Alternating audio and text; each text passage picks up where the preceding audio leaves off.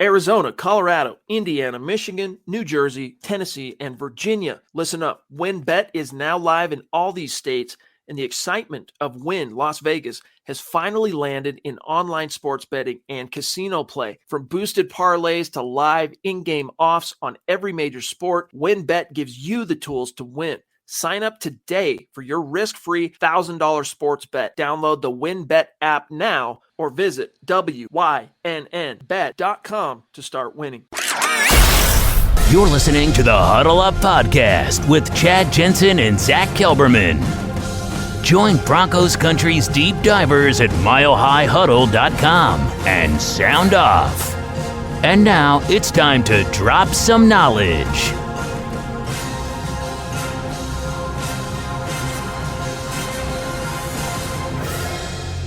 Here we go. Up. I thought we had it. I thought I saw a check mark. There we go. The beautiful green check mark.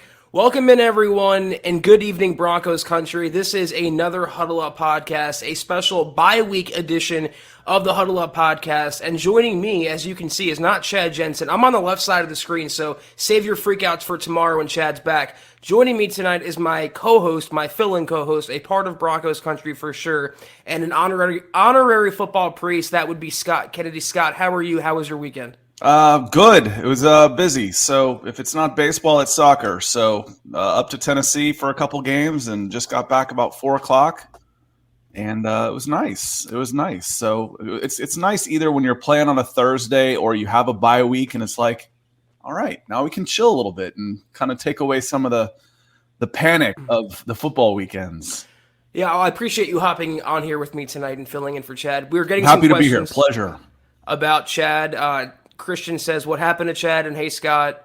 Mark thinks Chad is... Oh, he says Scott. Okay, I thought he said Chad. Chad is at a family event tonight. I believe it's for something to do with Thanksgiving coming up on Thursday. I might be wrong about that, but he has a family obligation tonight. So just a one-night absence for Chad. He'll be back tomorrow, but joining me, like I said, is Scott. And we want to go through some talking points that we didn't get to on the Huddle Up podcast that's happened in recent days. And number one on that agenda is the 3-year contract extension for Mr. Tim Patrick. And I was surprised. You know, Chad had texted me, said, can you grab this? And I'm like, what happened now? You know, what Broncos bad story came out now? Who are they getting rid of? And it turned out they paid someone, and that someone would be Tim Patrick. And, you know, Scott, it's not too often that you see a person getting millions of dollars and all this money, and you say to yourself, good for him. I'm so happy he's getting rewarded. But Tim Patrick is one of those good guys. Homeless, you know, it took a while, bounced around for a couple teams. He played under a lot of receivers for a couple years before shining in Denver, but he's become probably the most reliable clutch receiver the Broncos have, and that's saying something considering they also have Jerry Jeudy and Courtland Sutton. I thought it was a great deal, Scott, for the Broncos. I mean, they're paying well below market average, but and there it goes again. My camera doesn't want to work with me one more time. But I thought for Tim Patrick, though, I'll serve it over to you. I'm really happy for him. And kudos to George Payton for identifying a foundational player, someone who contributes on a weekly basis, and rewarding him. That sends a good message to the rest of the team. Listen up, Broncos country. TickPick should be your first choice to buy football tickets because they save fans money by never charging any service fees ever. TickPick is the exclusive ticketing partner for the Huddle Up podcast and the Blue Wire Network. Denver Broncos football is finally back, and there's no need to exhaust yourself searching all over the internet to find Broncos tickets anymore because TickPick, that's TickPick, is the original no-fee ticket site and the only one you'll ever need as your go-to for all NFL tickets. TickPick got rid of all those awful service fees that the other ticket sites charge, which lets them guarantee the best prices on all of their NFL tickets. Don't believe it? If you can find better prices for the same seats on another ticket site, TickPick will give you 110% of the difference in the purchase price. That's right, guys. When we were searching for tickets for the MHH meet and greet for Week 3 at home, Broncos versus Jets, TickPick had us locked down. So visit tickpick.com/huddle today and use the promo code HUDDLE to save $10 on your first order of Broncos tickets. I had a couple of thoughts on this, and the first one I had was what you just said. This is a good deal. This looks like a really good deal for the Broncos. It leaves you a lot of flexibility that you can still have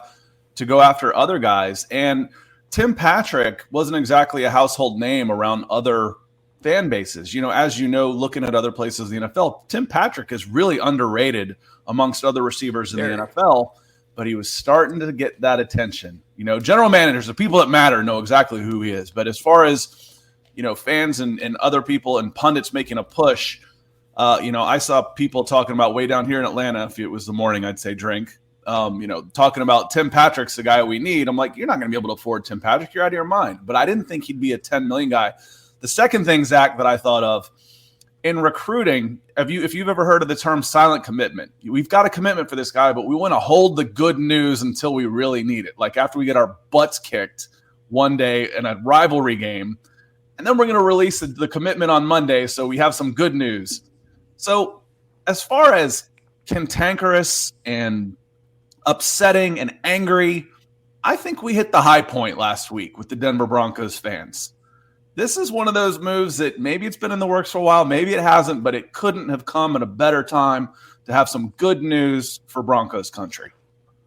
That's a point that I tweeted out. It was smart on George Paton's part to announce that or work on it during the bye week, coming off a bad victory when the news cycle is being dominated right now by Teddy Bridgewater's non-effort and how bad the Broncos have looked. He's signing a fan favorite and locking him down. What it also does is kind of sets the bar for Cortland Sutton, who's going to be a UFA after the season, and they have to make a decision now. Are they going to pay Cortland as well? Just because they paid Patrick doesn't mean they can't or won't pay Sutton, but this kind of sets the leverage bar for him. Like, listen, Cortland, this is what Tim Patrick's getting. He's producing at a more, I would say, consistent level overall than you right now, so maybe take it or leave it, but I'm just happy that someone who's put their blood, sweat, and tears into the Broncos has thrived, despite a litany of bad quarterbacks, bad coaching staffs. I want to see what Tim Patrick can do. Could you imagine in a better offensive system? He's producing the way he is in the Broncos system.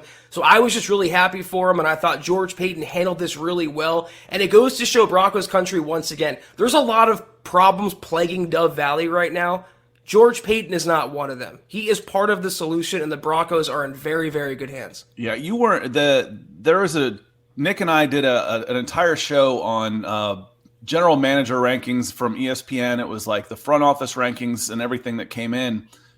How does the program and the franchise rank? And the front office got a D or something. I'm like, how does the front office get a D when you've got this wonderful roster and you've got a ton of cap space?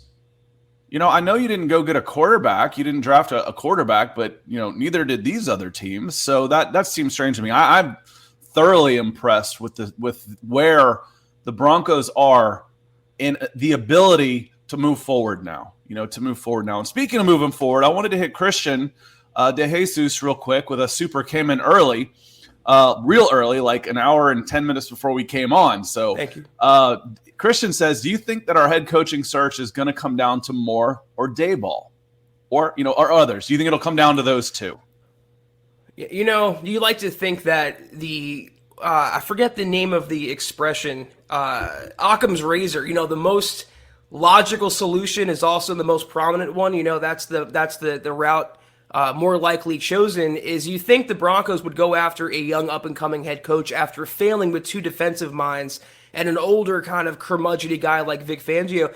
You're asking this question, Christian, though, and I think you're asking it because both the Bills and the Cowboys had major letdown games today, especially on offense. So maybe you're kind of framing the question as to, are they still hot candidates? Are they still candidates the Broncos would pursue? And I say yes. I mean, as of right now, you have to look at their full body of work. You can't judge them on one game. I think they're two of the brightest minds in the NFL, and they would be head coaches sooner than later, in my opinion. But there's also that sneaking suspicion, and we've seen some rumors that George Paton's going to go after a retread, someone like Dan Quinn, someone like Jason Garrett, someone like Jonathan Gannon, the Eagles defensive coordinator. I don't know about that yet. I think he's going to have a comprehensive search if and when he fires Vic Fangio. I'm sure there's going to be older names in the fray, veteran names in the fray, but I gotta believe, Scott, that they're gonna have a Kellen Moore, Brian Daboll, Greg Roman, Joe Lombardi, Joe Brady in there somewhere. Well, the one I want to scratch off of that list for you is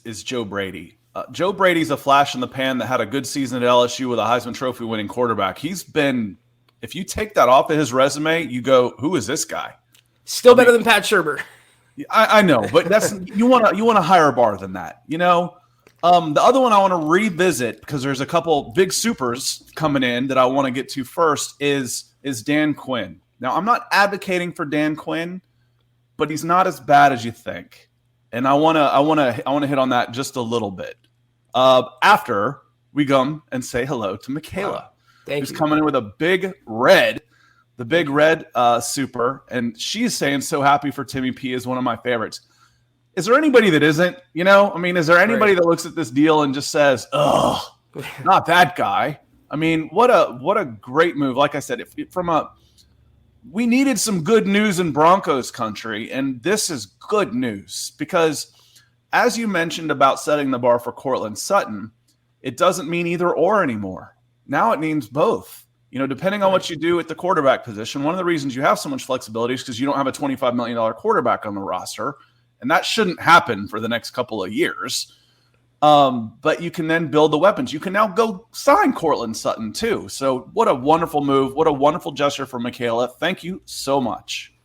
Thank you so much, Michaela. Scott is absolutely right in what he's saying there.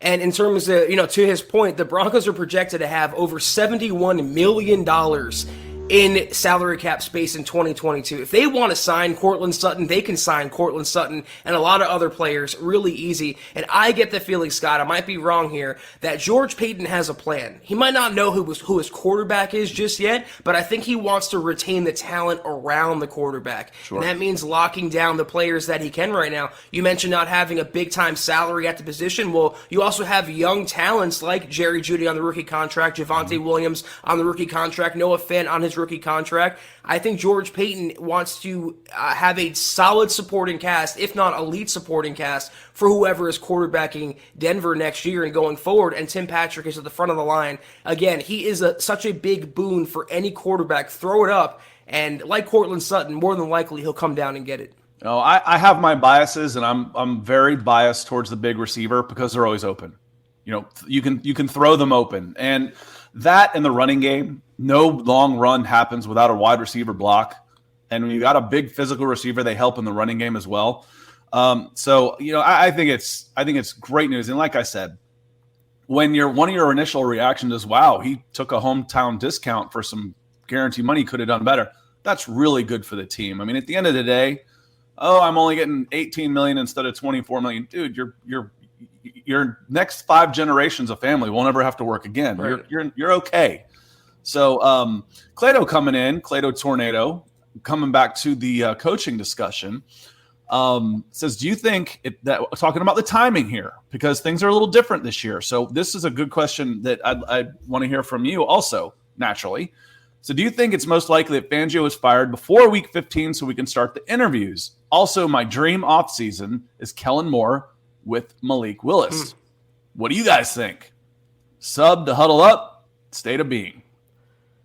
Appreciate you, Clado. As always, do you think it's likely if he's fired before week 15? I don't think he's going to be fired before week 15, so that point of the question is kind of irrelevant to me. I think George Paton is riding this out until after the season, then he'll make his decisions and his house cleaning will start then.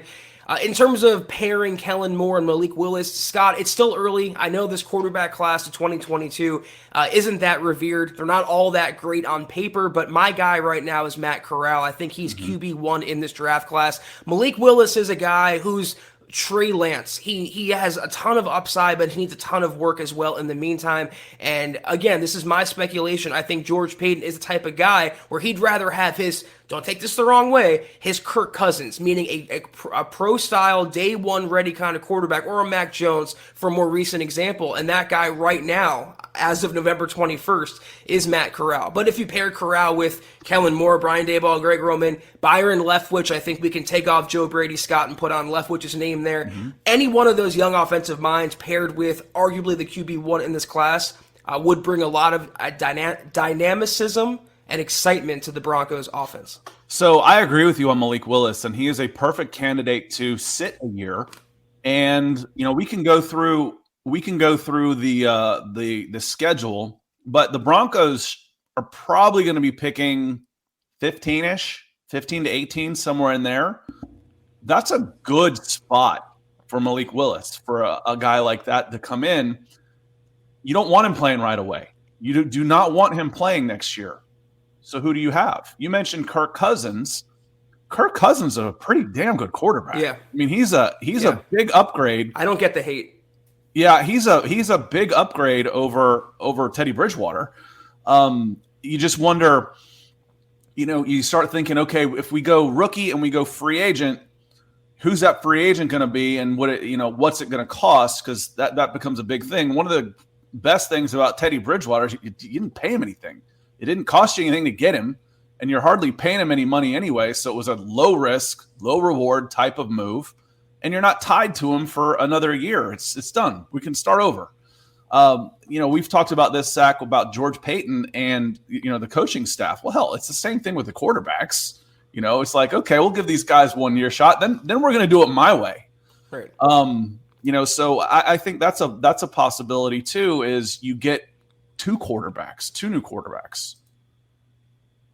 Or, how about this? Kellen Moore and, Aaron Rodgers, Kellen Moore and Russell Wilson. If they go that route, I still think they're going to go the young developmental quarterback route as they should, but that's also an option for Denver after they picked up some capital in that Von Miller trade. Harking back to Scott's point about how good George Payton's done, I don't understand why he got a D, by the way. He might not get an A+ to be objective and fair, but I would say A-. They rated it based on they didn't fix the quarterback position. Well, they're in position to. When you look at the roster and you say, okay, where are the holes on the roster? Yeah, the phrase that's used is they call it a donut. There's a hole in the middle of this team at the quarterback position, but everything else is pretty darn good. And what'd you say, $70 million? And I've got the draft capital to go in and fix this. And GLP, Gary Leeds Palmer, comes in with some stars and says, hey, Zach and Scott, really good news about Patrick. Like I said, this was universally good news for a change. That doesn't happen real often. What I don't get, though, is the double standard about the quarterback situation now and how it's working against Peyton. So Teddy Bridgewater is the best QB the Broncos have had since Peyton Manning, drawing comparisons to Tom Brady and Peyton Manning as well. And yet they're getting a D because of the quarterback position. That's the route that George Payton went. I mean, he passed on Justin Fields, and I don't know how much of you're watching of the Bears, Scott. He got hurt today. He really hasn't blown my socks off personally. No, I'm very vocal about Justin Fields being my guy after Lawrence, and I would have taken him too. If I was the Jets, I would have taken him. I'm not going to come with any knee-jerk reactions about rookie quarterbacks. None of them look very good. Mac Jones looks the best, and his overall rating is still in the 20s. I'm like, let's see. If I take a decent quarterback, if I put Trevor Lawrence on and switch him with Mac Jones, what are we saying about Mac Jones? Oh my God, he's hamburger meat. He's been being killed, and Trevor Lawrence is the next big thing. You've got a 6-time winning Super Bowl coach, a good system who spent a ton of money, and Mac Jones is there to shepherd things around. Yeah, Mac Jones looks okay. He looks okay. But I'm not ready to make any kind of decisions based on the what we've seen so far. But no, none of them have looked very good so far. It's tough. It's a big jump to the NFL as a rookie quarterback. So, again, getting back to your original point, I didn't get it either. I didn't get it to the point. This is 5 months later. I'm still harping about it. I just don't get holding quarterback against Peyton when he was saddled with Vic Fangio and Pat Shurmur, and they were the ones that spearheaded the trade for Teddy Bridgewater. But guys, this is kind of an impromptu edition of the Huddle Up podcast tonight. We're opening up to the mailbag because it's a bye week. Not a lot of news has come out, so if you have any questions for Scott or I, please put it in the chat, and we'll get to you tonight. We promise you. Mark Knapp jumping in. Appreciate you, Mark. He asked, can we sign or trade for Durance Armstrong? He can play 4-3 or 3-4. Dallas doesn't appreciate him, in my opinion. Well, Mark, they're going to need him right now because DeMarcus Lawrence is still on IR and Randy Gregory is out for a few more games. Armstrong is a solid, if unspectacular player. I don't think he would do anything more than Malik Reed is doing right now, and or Shelby Harris would do if he would play up to potential after getting that contract. But more specifically, the trade deadline has passed for this season, so they're going to have to wait until after the season if they want to make that move. But Scott, he's kind of, you're reaching, I think, Mark, to target someone like that. Yeah, and Mark, appreciate the stars. I don't know much about him, to be honest with you. I know the guys that he was talking about that were out, especially Randy Gregory, but I don't know much about him with the Cowboys. But it might be someone you can target for sure. And Andrew Baker's coming in for some stars. Mentioning target, the guys that Peyton has target with his budget free agency picks or trades, low value trades, have been really good. Those have been very helpful additions. So. I don't put it past him to go and get some help from somebody's reserves at all. And Andrew says, "What's up, Zach and Scott and all Broncos brethren? Just showing some love. Appreciate you, Andrew. Let's come out of this bye week strong and healthy. Good Lord. Hopefully, no one gets hurt during the bye week. We want to talk about all these things. And there's obvious deficiencies in this team. I mean, it's not. This isn't a controversial statement." But you start looking at this Eagles game in particular, and the Eagles. I watched the Eagles a couple times this year, and when they're on, they are deadly in the lines of scrimmage. Going into this game, I said, and I'd forgotten about the Browns because I walked that back. I said, this is the best team in the trenches that you will have faced. You're going with 3 backup linemen, 4 new linebackers in your front 7, probably. And if you count the guys that have been replaced since then, like 8 new players. You've gone through several sets of inside linebackers. That it's devastating. If we had gone into a game saying, okay, you're going to play 3 reserve offensive linemen, I don't care who you are. That's tough to overcome. So part of this coming back and being the team you want to be isn't just personnel, but good Lord, you got to start being healthy. Yeah, that's number one for sure. And I don't know about you, Scott, but normally I would miss the Broncos, but this time my blood pressure did not miss the Broncos. It was nice enjoying a Sunday without screaming at Vic Fangio and criticizing them for how poorly they've played. It's surprising, though, because they could have made a lot of changes over the bye week. They didn't have to necessarily fire Fangio or fire Pat Shurmur or bench Teddy Bridgewater, but they could have done something. And as of right now, what do we know? Nothing. It's literally nothing has changed. So we have to hope that the week off did the Broncos some good, and the light will eventually flip on for them. Not an easy matchup coming out of the bye facing the Chargers. They have the Chiefs coming up soon. They look like they're getting back to championship level. It's not going to be easy waters for the Broncos to wade through to get to the playoffs. Yeah, there was a lot of talk early in the chat about where do teams finish and that type of things, and I think we can pencil the Chiefs in as the AFC West champions right now. They're starting to play really well at the right time. They're going to be in the thick of it right to the end. Bills, hot and cold. Titans, who knows? They're capable of beating somebody, then losing to the Texans and the Jaguars.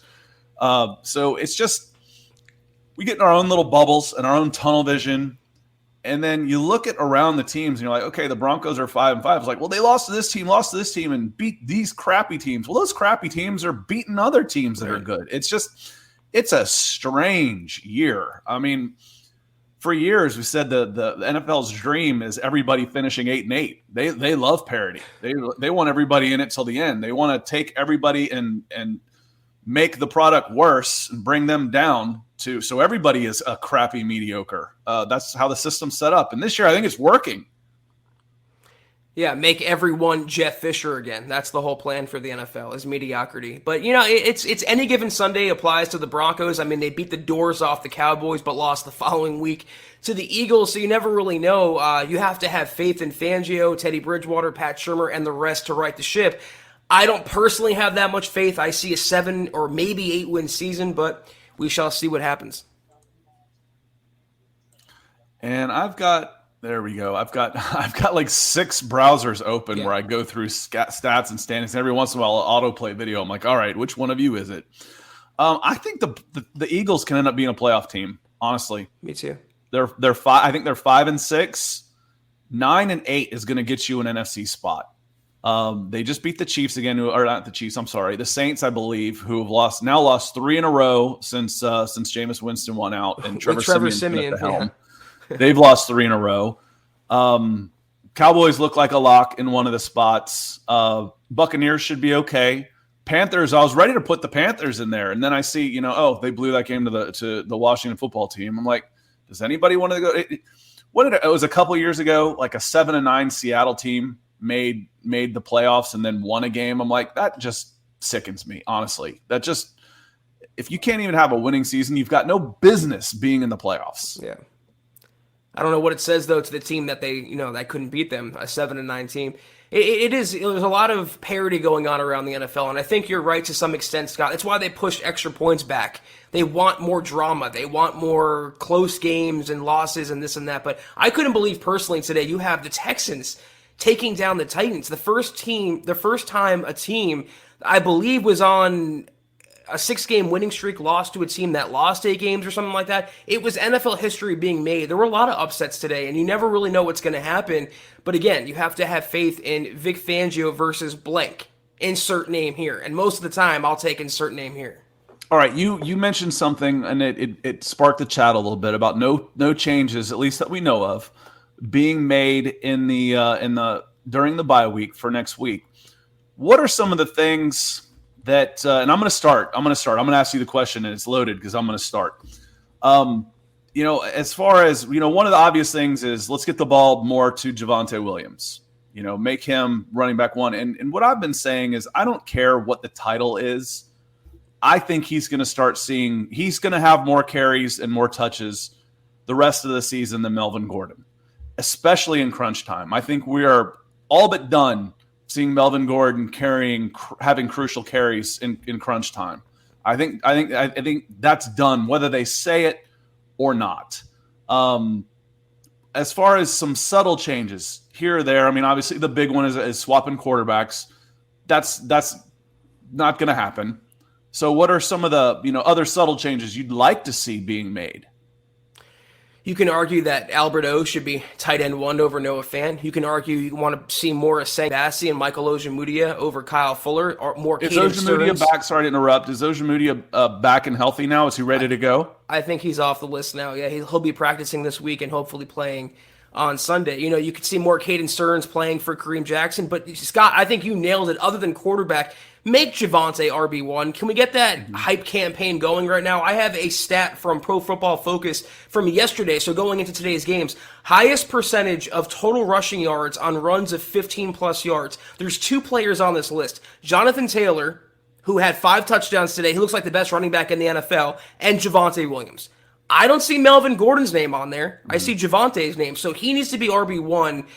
You can make other minor cosmetic changes, but except for benching the quarterback, firing the coordinator, firing the head coach, I think running back, tight end, safety are the ones that you have to look at. No, the script I'd like to see was basically the Cowboys script, and I know that's easy to say with the win, but I'd like to see 20 touches between the running backs and then basically 25 throws.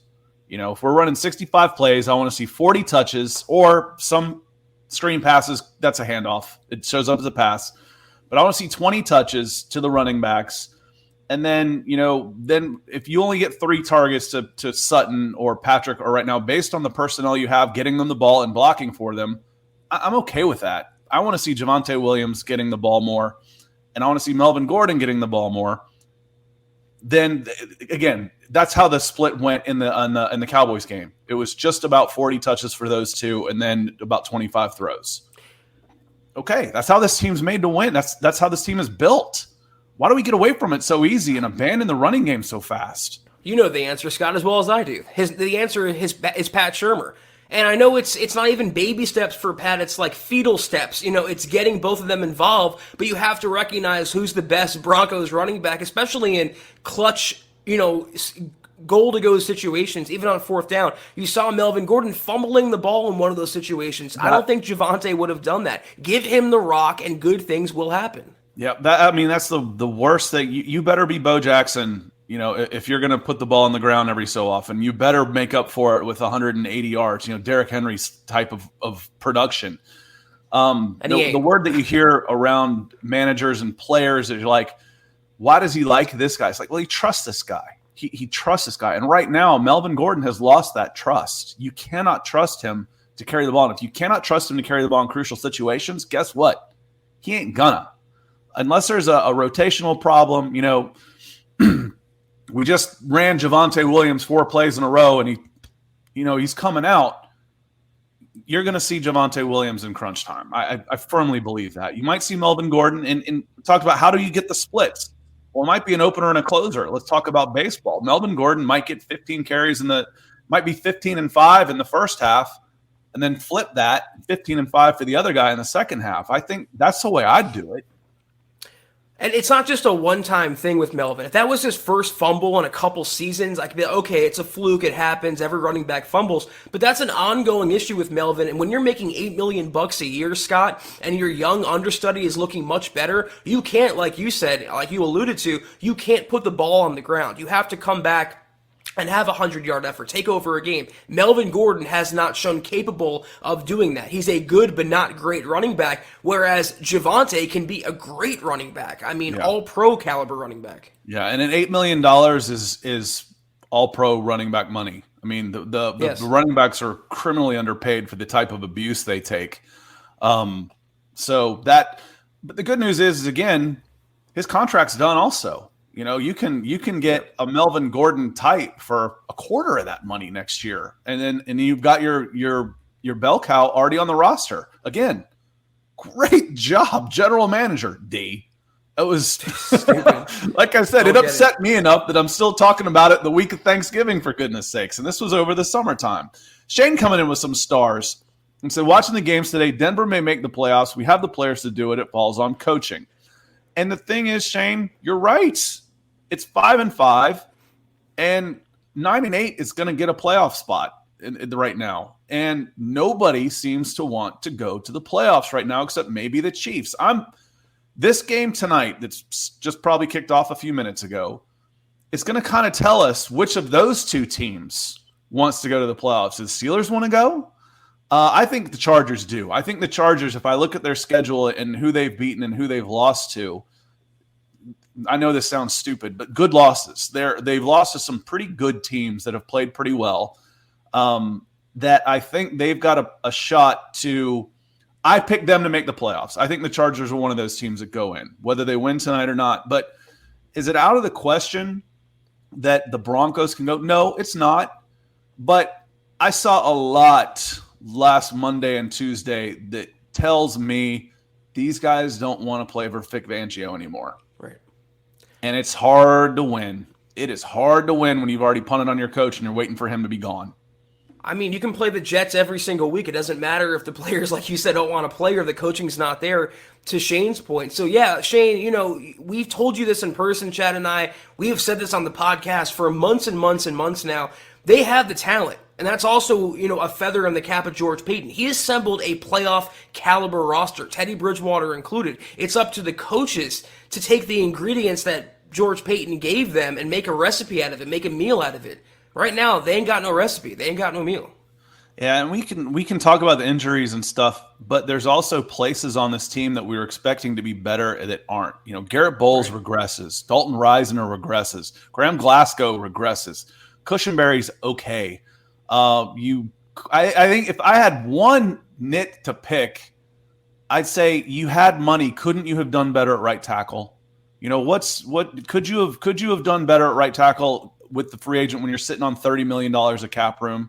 Could you have done better after you knew Jawan James was gone, especially after you got that money back? I don't know the answer to that one for sure, but it seems like you could have swung for the fences a little more instead of trying to go out and get $1 million guy here or there. You know, go get a dude. Shane, appreciate the stars. Miguel coming in. Holy guacamole, Batman. The Broncos didn't lose this weekend. Whew, I was nervous. Like I said, you know, sometimes it's nice. One of my favorite things on the world is having the first game of the weekend, watching your team kick somebody's butt, and then just sit back and watch everybody else beat each other up. It's so satisfying. Being off, it's close. Y'all know I'm a big soccer fan, and everybody hates the draw. But if you ever watch two teams play and you wish they could both lose, that's a tie. That's exactly what it is. It's wonderful. So when you're a neutral, it's actually kind of fun to watch a draw because you're like, you both just lost points. Screw you. Yeah. So Miguel, appreciate the super. A little known fact though, Scott, the Broncos actually opened as home underdog to the bye week this week. So they got added this week with a victory, a rare victory. But Miguel, we appreciate your contribution. Hopefully you're looking forward to the Broncos next game. And right now it's 3-0 Pittsburgh. You're talking about the game on tonight, Pittsburgh, and they just scored. So it's going to be 7-3 Los Angeles. Not going to be easy taking them down. Vic Fangio is going to have to outcoach the Chargers. Well, we shall see what happens there. Yeah, their record, you look at records, you look at stats, you're like, oh yeah, and it doesn't tell the whole story. We're a little more than halfway through the season. When we play 17, that'll tell the full story, and I think we'll know a little bit better. Dennis coming in with the super saying any 22 QBs we're taking over waiting for the better 23 class. If we wait for the 23 class, what do we do at QB next year? I mean, you can go about this a couple ways. This is my opinion. If I was a GM, I wouldn't be governing the team 2 years down the road. I have to think about 22 while I'm still in 21, not think about 23 while I'm still in 21. So I'm probably going to take a quarterback from next year's draft class. It's not like they're chopped liver. They're still very talented players. Malik Willis, Desmond Ridder, Matt Corral, of course. I like Sam Howell a little bit at North Carolina. Carson Strong. There's a lot of quarterbacks in this draft class that can do some damage if you have the right coaching around them. So my opinion, Dennis, and Scott may disagree with me. I think George, if he goes that route for the rookie, he doesn't aim for Rodgers, Wilson, Deshaun Watson. I think he goes and plucks his guy from this year's class because it's his turn to get his quarterback.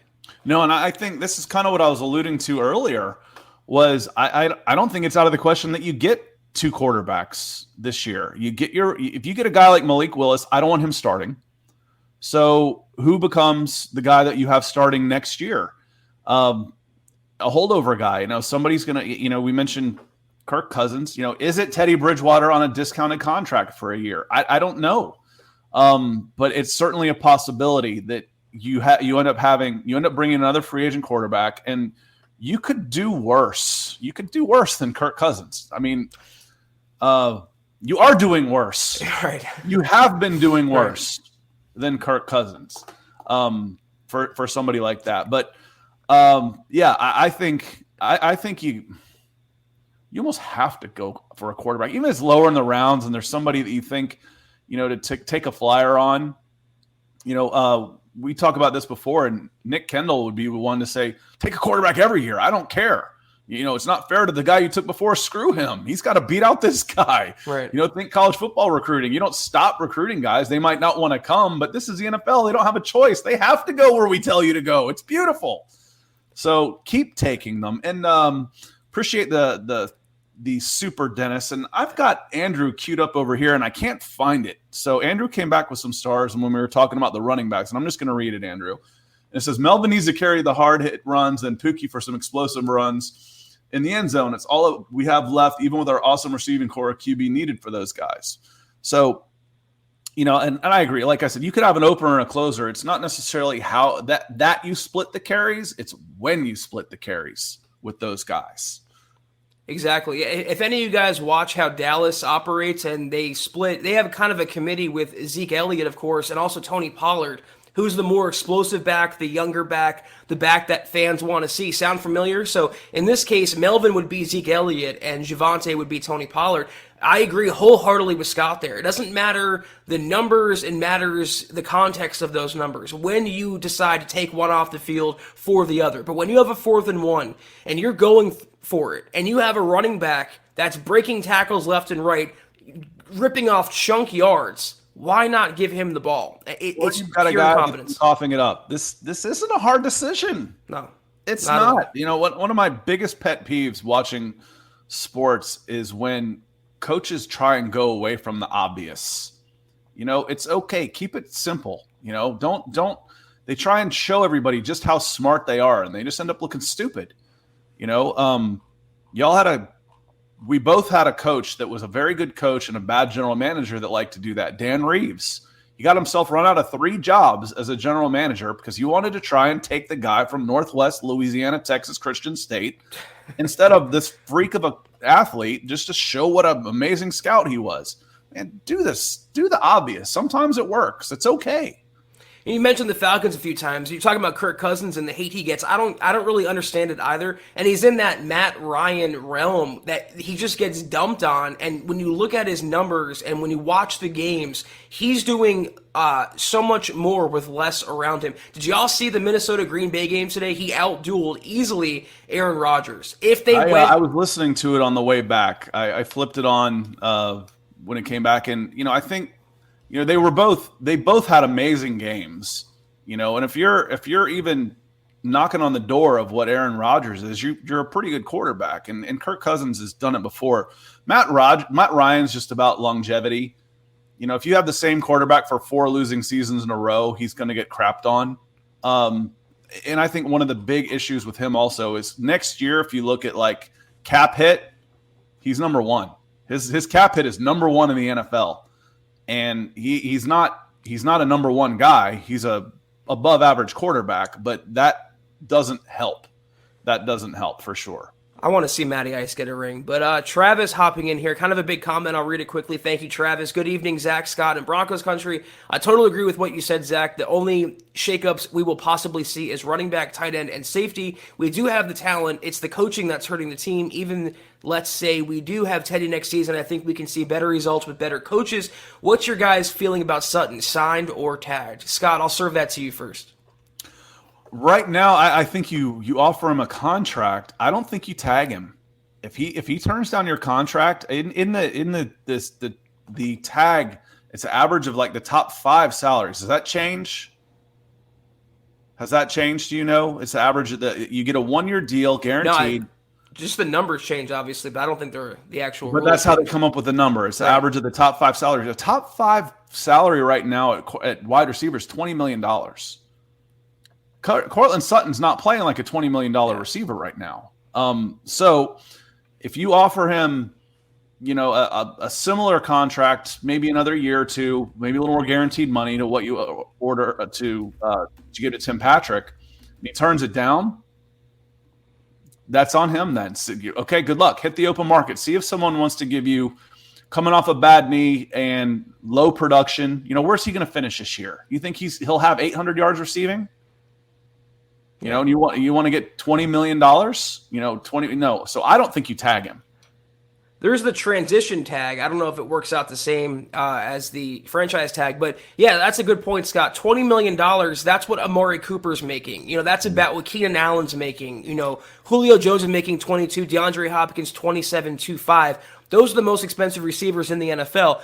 I love Sutton so much, but coming off that ACL, I wouldn't put him in that bracket. I would offer him a deal, like you said, and they have the leverage now, Scott, the Broncos do. They signed a starting receiver to a $10 million a year contract at base, and they also have Jerry Jeudy around and KJ Hamler around. So they can say, listen, Cortland, you want to stay here, we're offering you a contract commensurate to what you've done so far. If you don't want it, you're more than welcome to test the open waters. I think that's the hard line approach Peyton takes. And I'm guessing you could probably get a pretty good receiver with that 2nd-round pick you got for Von Miller too. Yeah, for sure.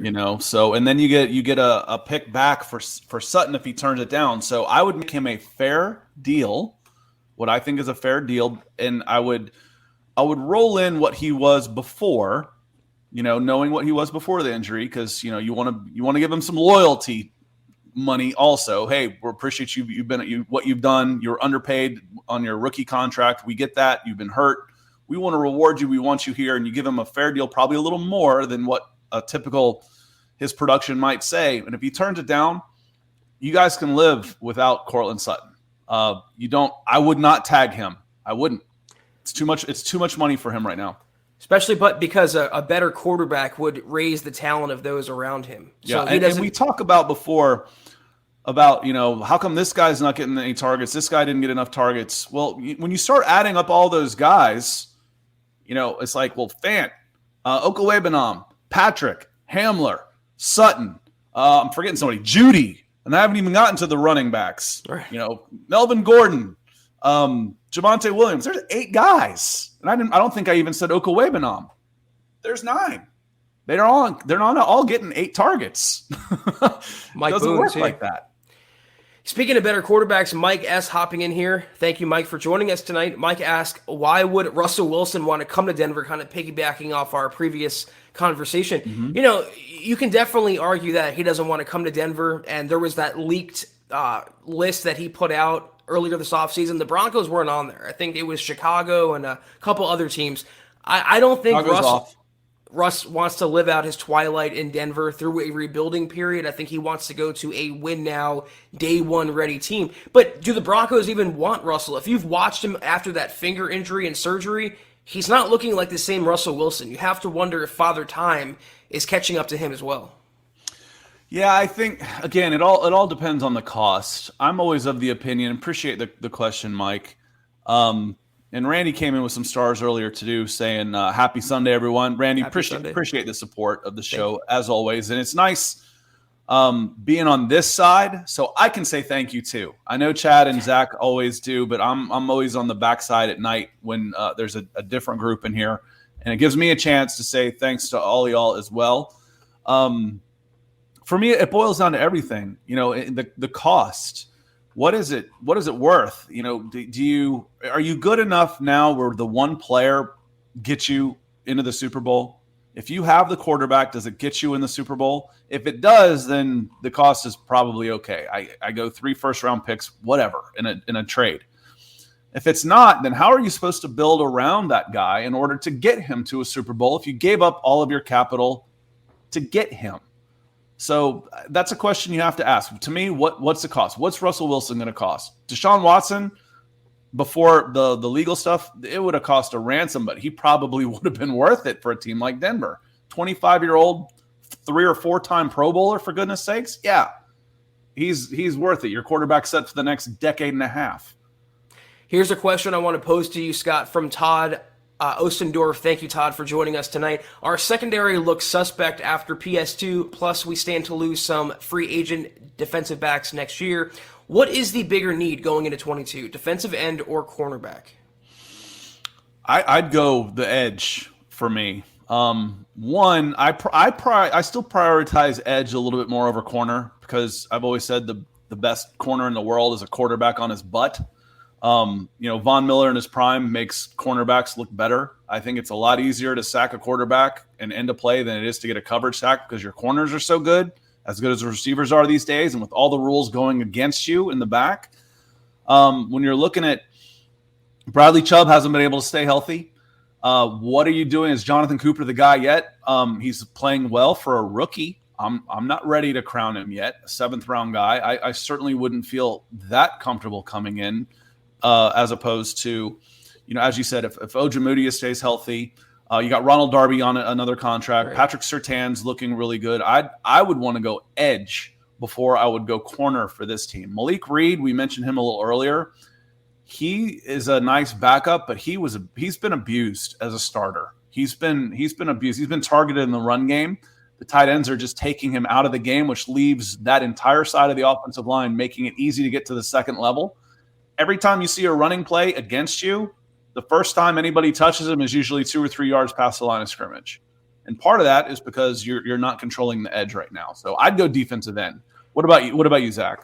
Yeah, I'm with you there. I think in terms of the Broncos cornerbacks, you can look at it like kind of what Dallas did last year, or this year. It's Trevon Diggs and a kind of a bunch of Jags. What next year is going to be for the Broncos is PS2 and a collection, a mismatch of other cornerbacks. But like Scott said, Ronald Darby is coming back. He signed a multi-year deal. They would have to eat too much cap money, so he's going to be a starting cornerback.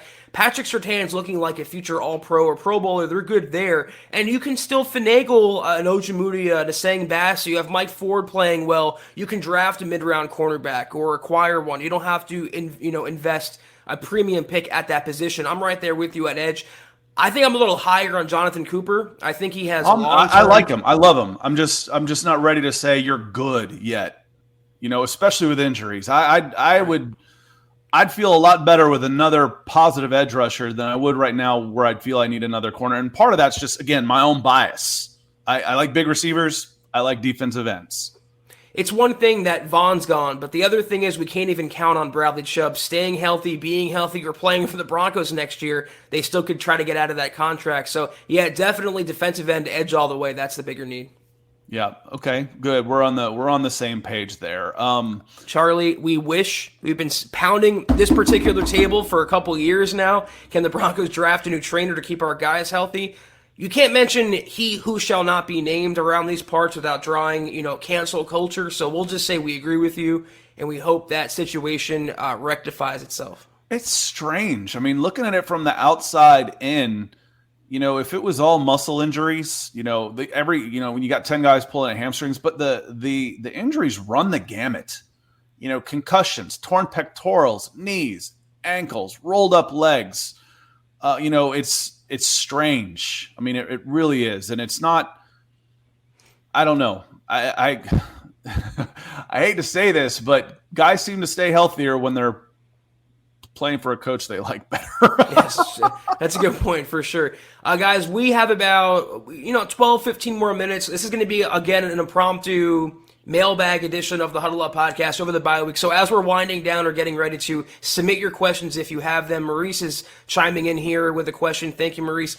Do we have enough pieces in place to be in a win-now scenario if we were to snag a blue-chip quarterback? I think, look at the roster. I mean, on paper, not how they're coached, not how they've been performing under Vic Fangio.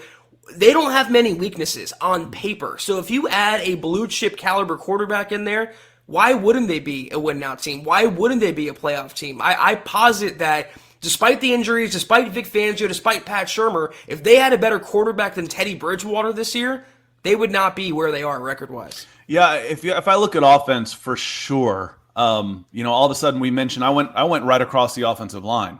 I mentioned everybody. They all get better. They're all playing better when they've got a quarterback that is a threat. A playmaking quarterback, the offensive line starts playing better. What scares me, though, is now the defense. The front seven is now a front three from what you started with. The guys that when you were starting the season, you're expecting Von Miller, Draymond Jones, Purcell. Then you go to Shelby Harris, Bradley Chubb, and then A.J. Johnson and Josie Jewell behind him. There's three of those guys still there, and Purcell has been moved in and out. So the only two players that are still there, in essence, are Shelby Harris and Draymond Jones. And it's not like they got beat out by other guys. They've all gotten hurt, traded, or whatnot. So couple that with the fact that Kyle Fuller, one of your big money free agents, hasn't been playing that well. And now I wonder, is the defense? Do you have the horses on defense to be a championship caliber team if you throw in the quarterback? Again, you gotta get healthy on some of this stuff, for God's sakes. And you can't have Pro Bowlers everywhere. That's where you end up with the Josie Jewells and the Alexander Johnsons. But for the most part, I mean, when you have Shelby fell off, Mike Purcell fell off. We thought we'd see a bigger year from Draymond Jones. We can talk about the inside linebacker injuries. The loss of Von Miller, the loss of Bradley Chubb. The secondary has been disappointing. Simmons has come around, but you also have Caden Stearns blossoming. You have Patrick Surtain blossoming. Those two should be up. Those two should be in the ascendancy. So on paper, this is already a playoff caliber roster. It's right there on the precipice. If you add a quarterback to that, I don't see why not. And going back to the edge versus cornerback discussion, if Bradley Chubb's playing on a contract, right now he's got 1 year guaranteed. And we talked about this, is what I'd like to see is him play as lights out. And, play lights out next year, you tag him. Yeah. That's who you get a tag. You don't give him a long-term contract until he proves he can do it several years and, that he can do it. That's a guy you say, okay, I'm going to give you $15 million as a franchise tag to go and do it again. Show me you can go get 15 or 16 sacks and be that guy again. Because right now, I don't have a lot of faith in it. So, are you going into next season, say Jonathan Cooper and Malik Reed? That's where you got to spend some money. That's where some of the draft capital's got to go, is to make that again. To me, there's no question. You got to upgrade the edge positions if you want to be a championship caliber defense. It's so crazy when you said Bradley Chubb getting 15, 16 sacks. The very first thought I had was, no way. He's never going to do that. But it's crazy. A couple of years ago, he had 12 sacks. And we all thought he was the second coming of Von Miller. Now we're all kind of anticipating his departure. So I'm right there with you. The better he does, the better the Broncos do. We're all rooting for Bradley Chubb, but you can't help the club from the tub. That's what it boils down to. You need him. But MRM, we need him, and we got him, Scott. MRM 5897 hopping in with a $10 super. Appreciate you so much, he says. They say, go Broncos. Appreciate you, MRM. Hope you're having a great weekend and enjoying the Broncos bye week.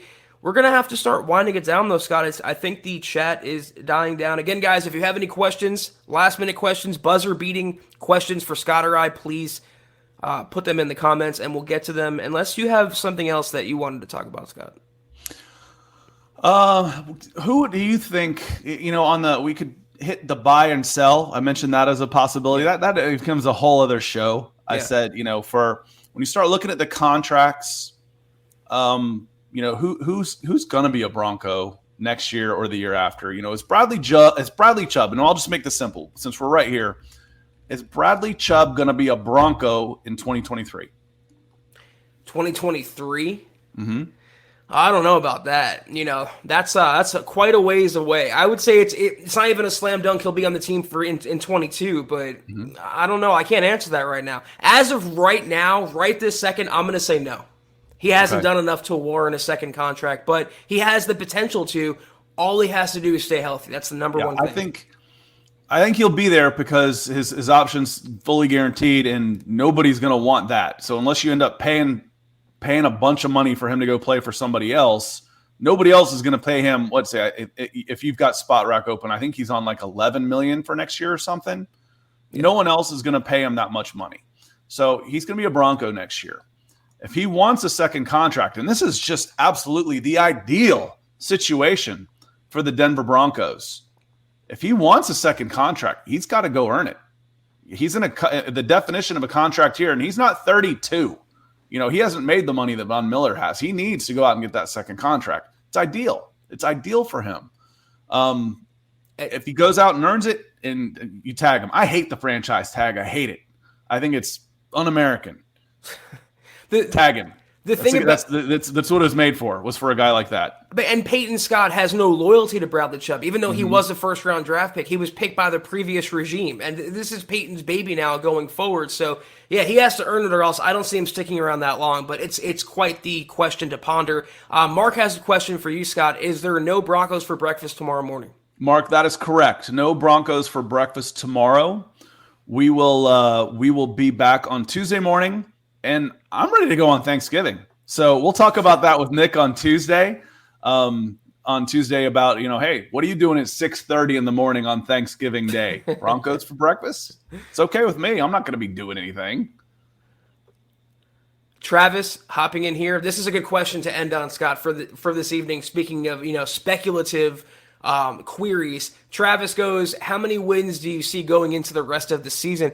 I kind of gave it away, Travis, at the beginning of the episode when I said I see a 7-10, maybe 8-9 team if they can get their you-know-what together. And that would mean Teddy Bridgewater actually not quitting on the team, Vic Fangio actually coaching to his potential, Pat Shurmur being in the year 2021, so on, so on, so on. If they can do that, they can make maybe a late-season playoff push, but I'm judging the Broncos based on what I saw last. And what I saw last is a team that doesn't want to play for its head coach, like you said, doesn't have it at quarterback, doesn't have it at some spots, injury-riddled. They just, I've lost all my optimism. I've lost all hope in picking them to win games going forward. They've burned me too much. So right now I'm not feeling too optimistic. I would say 7-10, gun to my Zach, head. I like to say we're in the shame on me phase of this relationship. Already? We're in the fool me once, fool me 5 times, shame on me. Yeah. I look at the rest of the schedule. All right, we'll just run through it real quick and then we'll get out of here. Chargers, no. Loss. At Kansas City, no. Loss. Detroit Lions at home. Yeah, there's a win. Maybe. But I'm going to say yeah. Bengals, no. I don't think so. That you don't match up with the AFC North teams worth a darn. And I said that at the beginning. They are beating you in the line of scrimmage, and the Bengals are playing pretty good football right now. Yep. At Raiders, there's your swing game to get your 2. That's the one. If you're going to get to 7 wins, that's the one, because you're not going to win the next week at Chargers, and you're not going to win versus Chiefs. So I would say 1.5. Yeah, I'm right there with you. But again, like I said, we're in the full shame on me phase of this relationship, and until they show, and they haven't for a while, that they want to go out and play, right? Who do you pick them to beat except Detroit, who's going for the number 1 pick? Or maybe a random game they get up for, like Kansas City or the Chargers. But the Bengals, and you hope it's like, it could be Week 17. The Chiefs may have it locked up. If the Chiefs don't have anything to play for, and they've already got their seeding locked up right now, but that could be a game where they're playing for a bye, or they're playing for home field throughout the entire playoffs. They're not losing that game. Also playing to beat their bitter rival. They don't want to ever lose to them and end that streak as well. So, yeah, I mean, maybe 8 wins. If they have a miracle, maybe 9 wins, and they would vie for a wild card. But as of right now, that Philly loss. It's 5-5. You going to get 4 out of that? I don't think so. I have trouble seeing 2. After the Philly loss, that destroyed what little confidence I had coming off that Dallas victory, which proved to be a mirage, an outlier, the exception, not the rule. So, Travis, great question. I love pondering this kind of thing. I don't see many wins in the Broncos' future. And it seemed like the Bengals, for example, they would be a joke a year ago, but they just beat the doors off the Raiders. And the Raiders swept the Broncos last year. So nothing is going to be easy. Even Detroit with Dan Campbell is going to be a challenge for the Broncos. So, yeah, I 7-10, 8-9. Cincinnati's 6-4. Playing good football. I mean, they did lose to the Jets, so they're obviously beatable, and that was a road game. So at Jets, they lost, and they got crushed by the Browns, but then they just went to Las Vegas and killed them. So, yeah, I think a split. So I'll go 2. A split Raiders-Bengals. You beat the Lions, split with Raiders and Bengals, depending on who decides to show up that day. 2 more wins, 7-10. Yeah, by the way, the Chargers now are up 14-3 on a Steelers team that kind of whipped the Broncos a few weeks ago. So it's going to be tough sledding unless things turn around. And after watching that Philly game, coming off the Dallas game, entering a bye week, how could you ever think things are going to turn around for the Broncos? But that looks like it's going to do it, Scott, for tonight's episode of the Huddle Up Podcast.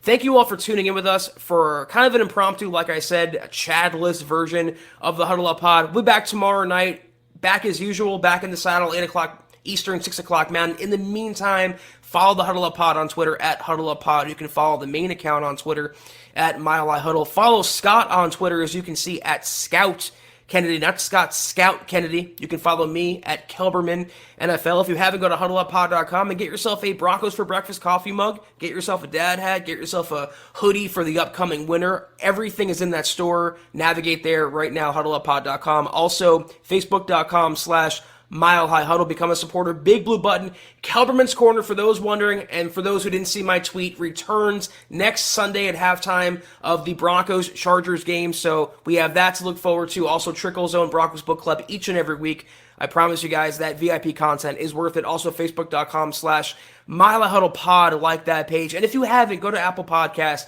and leave your football priest, that includes Scott, of course, a 5-star review for a chance to win some swag each and every month. But if you can't do any of those things, do these 3 things. It takes 5 seconds. Subscribe, like, and share this video and every video you see on the MHH channel. Helps us grow and reach more Broncos fans just like you. Scott, I appreciate you so much filling in tonight for Chad. It's always great talking to you. Let's do this again soon. Have a great weekend. Do you have any parting words? No, DB asked what's on my sweatshirt. I was wondering who might notice these Broncos colors that I got. These are actually Auburn colors too, so it fits in well. The one thing tomorrow night is the raffle for the jersey of your choice. So the Facebook and YouTube folks, make sure everybody, you're all here anyway. But just a reminder, a little extra to get excited about. We're going to raffle off the Denver Broncos jersey of your choice tomorrow night. So we'll see you tomorrow. Raffle tomorrow, Huddle Up Pod tomorrow, 6 o'clock Mountain, 8 o'clock Eastern as normal. Take care, guys, and as always, go Broncos. You've been listening to the Huddle Up Podcast. Join Broncos Country's deep divers at milehighhuddle.com to keep the conversation going.